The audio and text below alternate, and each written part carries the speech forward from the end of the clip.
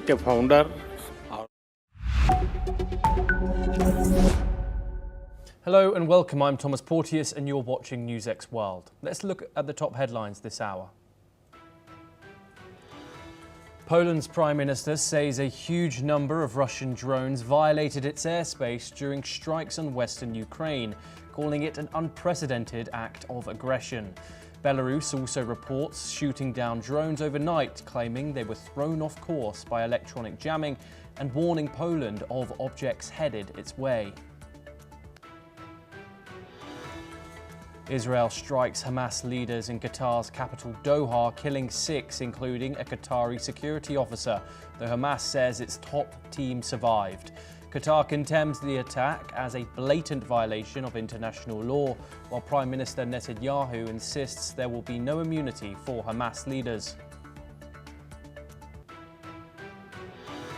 French police arrest dozens as protesters from a new Block Everything movement disrupt highways and traffic across the country. The demonstrations, organised on social media, draw comparisons to the 2018 Yellow Vest uprising against President Macron's economic reforms. EU Commission President Ursula von der Leyen proposes using frozen Russian assets to fund a reparations loan for Ukraine without seizing the assets themselves. She tells lawmakers Russia must pay for its war and that the cash balances from immobilized funds can be channeled to Kyiv.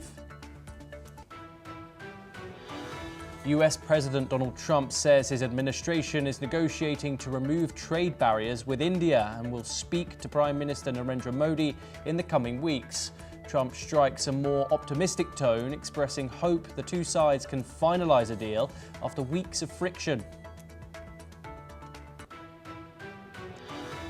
French President Emmanuel Macron names 39-year-old Defence Minister Sébastien Lecornu as Prime Minister, signalling continuity with his pro-business agenda. The pick, a loyalist, could alienate left-wing allies and leave Macron reliant on far-right support in Parliament. Soldiers patrol Kathmandu as an indefinite curfew grips Nepal's capital after days of deadly anti-graft protests that forced Prime Minister KP Sharma Oli to resign. The unrest, sparked by a social media ban, left 19 dead when police used tear gas and rubber bullets to disperse demonstrators. Iran and the UN nuclear watchdog announced a deal to resume inspections at facilities damaged by the US and Israeli strikes in June, though details remain unclear. Tehran warns the agreement will collapse if Europe reimposes sanctions, even as it faces pressure to account for enriched uranium stockpiles. Okay, we have some breaking news coming out.